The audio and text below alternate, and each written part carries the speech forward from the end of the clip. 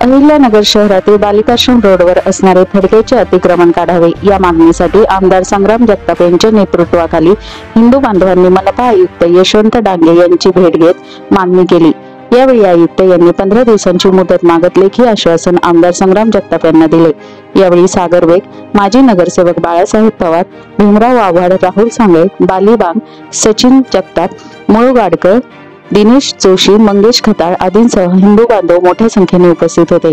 निवेदनात पुढे म्हणाले की अहिल्यानगर शहरातील सर्वच रस्त्यावरील असलेली व वाढत चाललेली अवैध मजार आणि थडगे यामुळे शहरातील अनेक अरुंद रस्त्यावर आणि त्यात जाणून बुजून काही विशिष्ट समाजांकडून अनधिकृतपणे रस्त्याच्या कडेला अनेक ठिकाणी हिरवी चादर टाकून थडगे मजार निर्माण केलेले आहेत व काही ठिकाणी तयार करण्याचे काम सुरू आहे। यामुळे आधीच अरुंद असलेले रस्ते यावर अशा प्रकारच्या अतिक्रमणामुळे रस्त्याने जाण्या येण्यास मोठा अडथळा निर्माण होतो।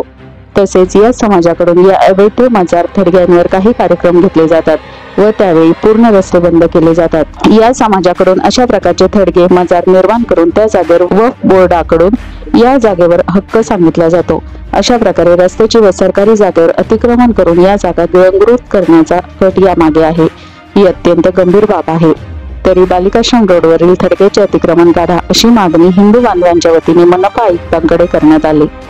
अहिल्यानगर शहरामध्ये अनधिकृतरित्या रस्त्यावरती अनेक आपल्याला थडगे वेगवेगळ्या प्रकारचे पाहायला मिळतात।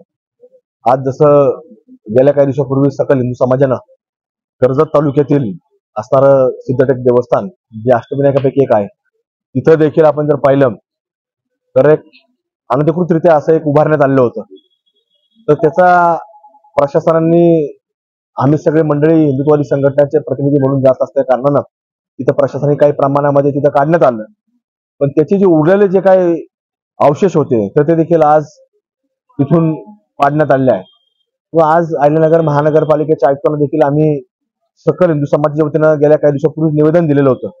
त्याच्यावर त्यांनी अद्यापरित्या कुठल्याही प्रकारची कारवाई केली गेलेली नाही आणि जर ही कारवाई त्यांनी हाती घेतली नाही तर निश्चित रूपानं जसं आज सिद्धटेक या ठिकाणी कारवाई हिंदू संघटनेच्या माध्यमातून करण्यात आली, सर्व आमच्या हिंदू बांधवांच्या वतीने करण्यात आली, तर येत्या काही दिवसांमध्ये जर महानगरपालिकेच्या आयुक्तांनी तसं कारवाई जर केली नाही तर तशाच रीतीनं कुठेतरी कारवाई करण्याचं काम हिंदुत्ववादी सर्व आमचे हिंदू बांधवांच्या वतीने केले जाईल आणि जे काही त्याच्या बाबतीतले पडसाद असतील तर त्याच्याकरता पूर्णतः महानगरपालिका प्रशासन, पोलीस प्रशासन याला जबाबदार राहील।